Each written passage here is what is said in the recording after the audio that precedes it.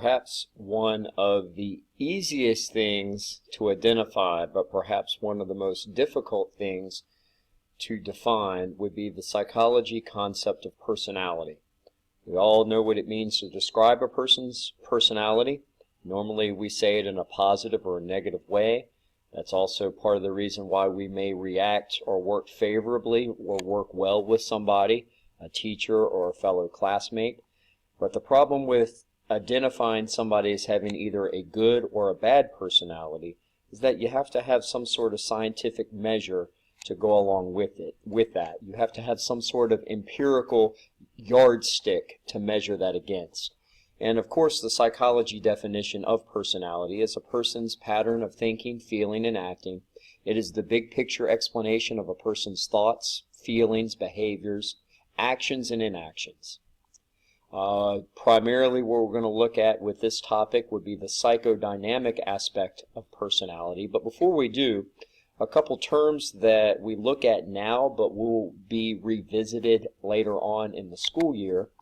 If you notice the term here, fundamental attribution error, we often have been guilty of this sort of thing. If you take a look at what's going on in the picture, the men in the inflatable tub, and if you notice in the pool, all the things that are going on there, this is hillbilly ingenuity at its finest.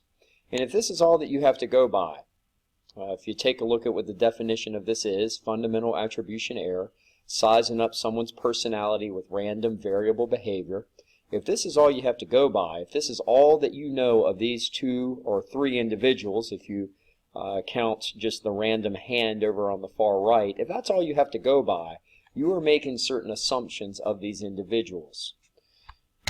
Similarly, if this is all that I have to go by, I would assume that this guy's personality, that he would have to be the life of the party.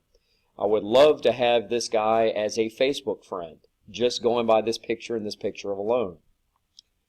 Also, if you take a look at the meme here, natural selection, yes, it does still work. If this is all that you have to go by, there are certain snap judgments that you are making about these 2 individuals' personalities. And again, this term, fundamental attribution error, imagine for just a moment if somebody were to pick up your phone and if it was not password protected, and if they know nothing about you with the exception of the things that you've stored on that phone. Consider for just a moment the narrative that the pictures that you have taken, the video and the audio that you have recorded, consider for just a moment what kind of story that is telling about you. But having said all of that, what we are going to then look at primarily is the psychodynamic Freudian interpretation of personality. You may remember from earlier in the year the key numero uno buzzword for psychodynamic or psychoanalytic theory, remember those 2 terms are interchangeable for our part, is the unconscious. Okay, so basically, as this cartoon implies, your mother never read to you and your father never hugged you. That's why you drink from the toilet. Basically using the past to explain the present and maybe make predictions about the future. Okay, the unconscious would be comprised of the traumatic events that we may but probably do not remember that occurred long ago, and on some level, almost like a shadowy puppet master, are controlling and dictating our actions. A few other clever forms of wordplay before we jump into the meat of this. A Freud to love, Freudian sips, and if you notice what it says on the cup, when you say one thing but mean your mother, even in the accidental stuff that we say, sometimes it could reveal something that we're harboring in our unconscious mind. Sometimes a cigar just isn't enough, Freudian slips. If Sigmund Freud wasn't right, a book is not the only thing that you see here. For a lot of taboo thoughts and feelings and memories are harbored in that unconscious mind. Can I have a volunteer, please? Professor Freud says, Lesson 1, the unconscious. Now remember, this is not what he meant by the unconscious. It's the stuff that's buried underneath at the bottom of that iceberg. And a few terms before we move further. Libido and fixation are two terms that one needs to keep in the back of their mind as we're going through this. Depending on some of the commercials that you hear and that maybe you've seen on TV, heard on the radio, libido gets dropped quite often, especially if it's a Viagra or a Cialis commercial. But libido doesn't mean exclusively sex. In and of itself, it means libido. And according to Sigmund Freud, as one ages, libido progresses, moves to different areas of the body. Okay, having said that, these stages that we are going to look at are overtly sexual in nature. Fixation, to be fixated on something, is to be stuck on a stage. For example, if you notice the stuff that shows up here on the PowerPoint, an orally fixated person may need to chain smoke or chew gum. Freud would argue that a fixation symptom like that, maybe you're somebody who maybe stress eats, or perhaps you bite your fingernails and you don't realize that you're doing it. More than likely you are doing it at a time when you're anxious, when you're worried, when you're concerned, when you're fretting over something. And it's a throwback symptom connected with an earlier stage in one's development. Having said that, there are 5 stages that Sigmund Freud identified. And also be aware that these stages are overtly sexual. The first of these stages is the oral stage, 0 to 2. If you notice the images that are there, you've got the common theme, libido for a child, a newborn, to about 2. Everything goes straight in the mouth. Everything. Have to be very careful and wary of anything that's at ground level. For if you have a child, immediately it goes in the mouth. And of course the conflict, security versus anxiety. At this stage, considering the age, security is going to be provided by the caregiver. So imagine for just a moment if the caregiver is absent, if the caregiver is not doing a good job, if the caregiver is hit and miss, on some days, off other days. More than likely, 0 to 2, you are not going to remember this. However, if trauma occurs in this stage, and if it resides in the unconscious, a fixation symptom at this stage may be one of the oral fixations that we looked at in those earlier slides. Okay, this is the first stage. From the oral stage, we then move into the anal stage. The time frame for this would be 2 to 4. Libido at this stage, desire, is body control, as toilet training is a big one at this stage. But then also you have to consider at this time period in a kid's life, again, they're probably not going to remember events this long ago. Kids at this age naturally show initiative. They want to help their parent or their caregiver maybe mow the grass. They want to help them wash the dishes, depending, probably on the high end of this right here. They want to be a big boy and a big girl, and they maybe want to pour their own milk in their cereal, or they want to walk themselves. They don't want to be carried around. So the conflict at this stage, self-control versus shame.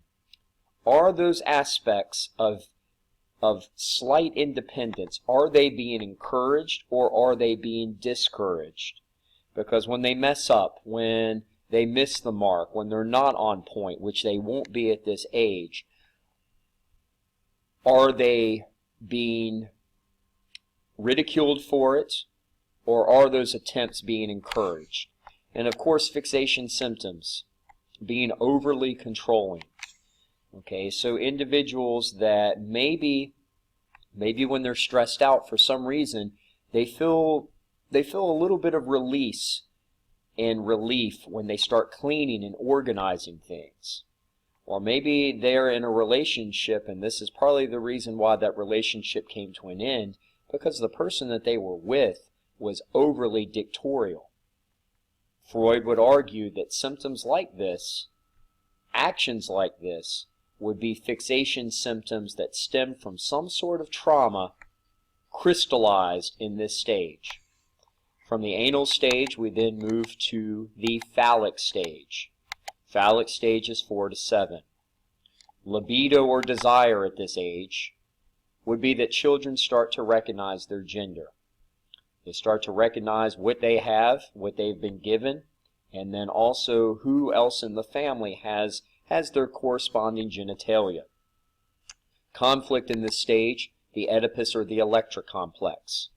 And this is overly simplified, but the picture here on the left, the little boy, this would be the Oedipus complex, wanting to off his father unconsciously so he can have his mother to himself. Boys at this time period certainly idolize their mothers. Little girls at this time, the Electra complex, idolize their fathers.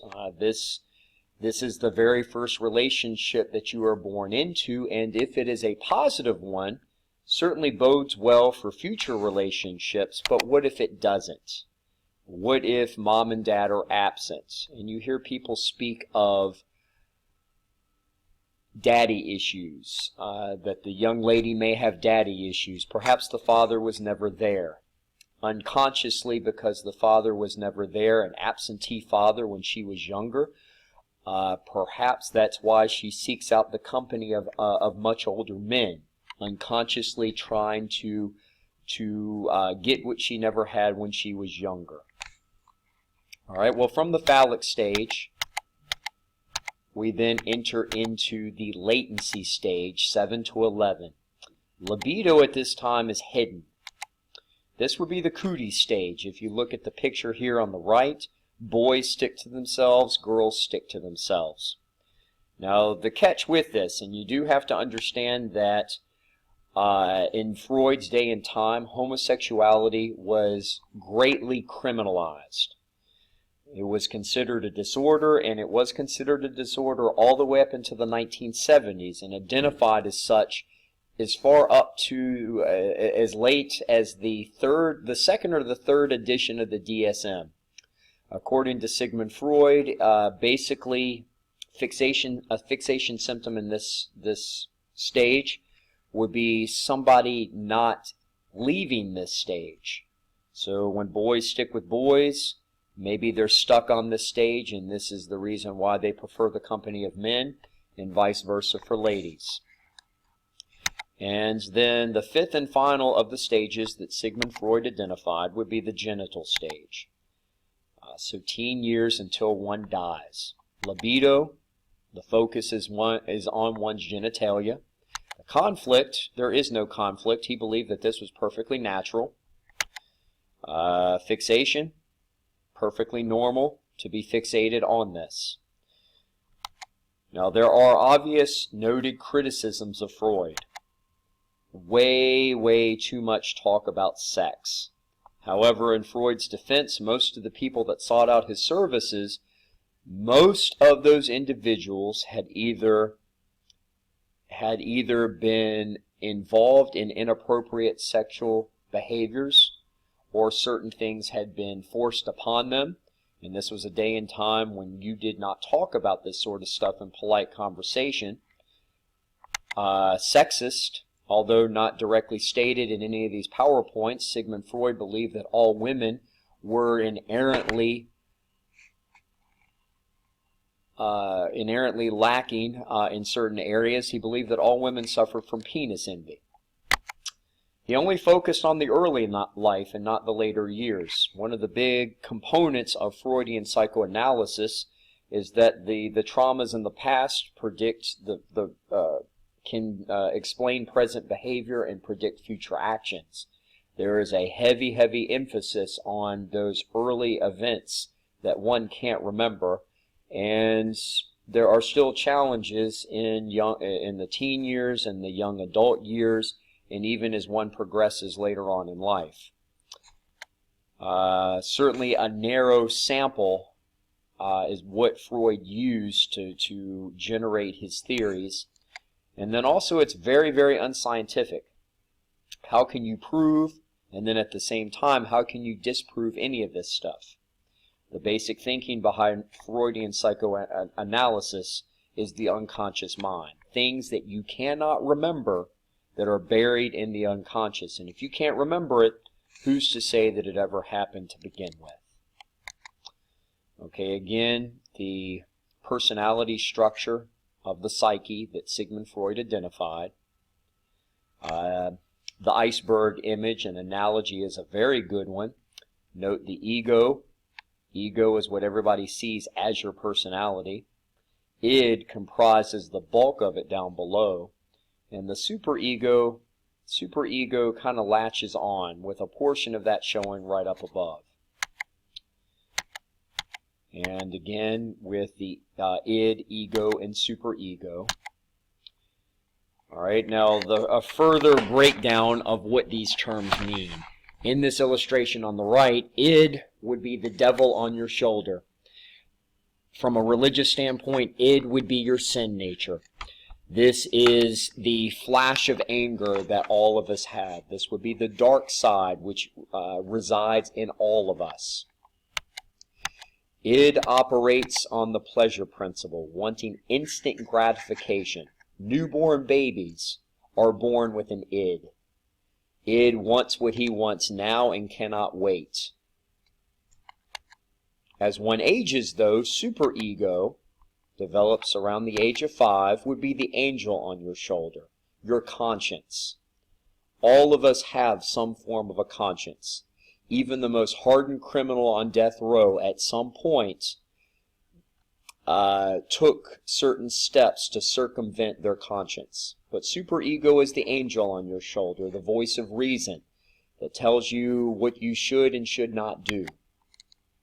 Ego, on the other hand, would be the moderator and the referee. And this is where many of us, we use this term very loosely. To mention one's ego, we are probably using that in a derogatory sense, suggesting that the person has a very inflated, over-the-top type of personality. That is not necessarily how Sigmund Freud identified it. It is what everybody else sees as your personality, but they do not see the struggle that resides on the inside. Develops after id, works on the reality principle, and is what everybody sees as your personality. Freud's theory of the personality, if you notice, if you look at this cartoon, I think this is a very good one to illustrate the differences between the three. Id, of course, wants to go 95 because id wants to get there as fast as possible. Id needed to be at that destination yesterday. Superego, on the other hand, wants to go 15 miles per hour because not only do you want to go as safe as possible, you want to arrive alive, and you want to make sure that you're not a danger to yourself or anybody else that's out on the highway. However, ego goes 55, for he is a moderator between the two. Okay, and 55 would be a good balance between those two. Now, if you consider for just a moment id, superego, and ego being the moderator. Superego cannot always have his way, nor can id. The defense mechanisms, and Sigmund Freud identified 7, these defense mechanisms are ways in which the ego balances the desires of the angel on your shoulder, superego, with the devil on your shoulder, id. The first and chief defense mechanism would be repression or denial. Okay, this would be where one banishes the thought deep into the unconscious. So, for example, if you were supposed to pick up your younger brother or sister that you don't really care too much for, you had to pick them up after school and you completely forgot. You were completely oblivious and blindsided when your mom called you out on it when you got home. You were supposed to pick up your brother from school. Why did you forget? Well, Freud would argue that you didn't forget, that you buried that deep in your unconscious because secretly deep down, you did not want to pick up your brother. Secretly, you wished your brother harm. All right, repression or denial is the first of the 7 defense mechanisms identified by Sigmund Freud. The second of the 7 defense mechanisms illustrated and identified by Sigmund Freud would be regression. All of us have displayed this at some point in time or another. Childlike actions that we sometimes exhibit when we're upset. So consider for just a moment the things that you do when you are over the top angry. Maybe you throw things, maybe you scream and cry, maybe you throw a teenage-like temper tantrum. Maybe you yell at the computer if the computer isn't working right. Maybe you kick things. Maybe you just get so upset that you just take a nap. Whatever you do when you get upset, if it's childlike in nature, is a sign of regression. Regression is the second of the 7 defense mechanisms outlined and identified by Sigmund Freud. The third would be reaction formation. Reaction formation is when your ego switches unacceptable impulses into their opposites. Now, the example on the right of this is the boy being mean to somebody that he has a crush on. Deep down, he really likes her, yet his actions are suggesting the opposite. Use of dark humor sometimes is an example of reaction formation.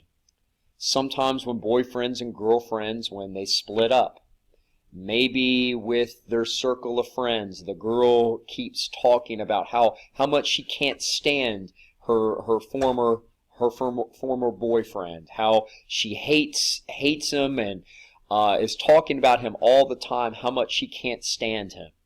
Okay, well, reaction formation would suggest that underneath all of the over-the-top verbiage, deep down, she really, really likes him and probably wants him back. Turning things into their opposites is the third of the 7 defense mechanisms identified by Sigmund Freud. The fourth is projection. There are a number of different tests that are used that operate on this principle. Disguising your own impulses by attributing them to others. Thinking that your spouse wants to cheat on you when it is really you that wants to cheat. One has to be very careful what you claim of others, because from this angle you're basically saying it about yourself. So if I were very critical of somebody else's talent, maybe on some level I feel as if I'm not very talented. This would be the fourth of the 7 defense mechanisms outlined by Sigmund Freud. The fifth would be rationalization. Now on the right, this is a fake rejection letter, but say for just a moment that you really wanted to go to this university.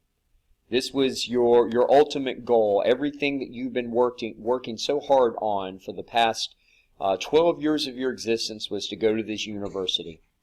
And you end up getting this rejection letter. And if you rationalize it, you are making up some sort of excuse for not getting in. So maybe you would say to yourself, looking at this rejection letter, well, it was too expensive anyway. It was too far away. Maybe you say to yourself, well, you know what? I slacked off a little bit my senior year. Whatever you say to yourself to make it okay with yourself, you are illustrating the 5th Freudian defense mechanism of rationalization. The 6th and the 7th are very similar. Displacement. All of us do this one as well. Displacement is when you shift an unacceptable impulse towards a safer outlet. Okay, now a rather inappropriate one on the right. But if you are upset with a teacher and you enter a classroom and you kick a desk, you have displaced your anger because the person that you want to kick, you don't. You channel that somewhere else. Or maybe the teacher that you had harsh words with, maybe that teacher goes back into class and takes out their anger on the rest of the class instead of on you. They have displaced that anger. So you have harsh words with a friend, and You decide to punch a wall. You slam the door of your car. Any of these types of actions that you've done, you have displaced. And if you have illustrated the sixth of the 7 defense mechanisms outlined by Sigmund Freud. And finally, the seventh. Seventh is sublimation. Sublimation and displacement are very similar. Sublimation, to rechannel unacceptable impulses towards socially approved activities. So the key difference between sublimation and displacement would be society is going to give you a thumbs up for the things that you do. So maybe instead of punching a locker, you go to the gym and you punch a punching bag. That would be an example of sublimation. Maybe instead of writing graffiti, etching it onto a desk, you instead have an art journal. That would be, again, an example of sublimation. Maybe instead of writing things on the bathroom wall, you have a poetry journal instead. That, again, would be an example of sublimation. Maybe instead of fighting people out in the hallway, you find release with video gaming online. That, again, would be an example of sublimation. Socially approved. Now, those are the 7 defense mechanisms. If you notice the gentleman in the 3 photos, here you've got a very young Adolf Hitler, World War I Adolf Hitler, and of course the Adolf Hitler that everybody identifies. But the World War I Adolf Hitler, this would be a very good example of sublimation. Sigmund Freud would certainly approve of this analysis, but Adolf Hitler oftentimes cited that his service in World War I were some of his happiest years. And in a time of war, what does one get to do? In a time of war, they get to kill, they get to maim, they get to murder. But it is in a socially approved outlet. If you do this and it's not a time of war, you are identified as a psychopath. But in a time of war, in uniform, you will get awards, people will buy you drinks, you will come home to parades. Those are the 7 defense mechanisms outlined by Sigmund Freud.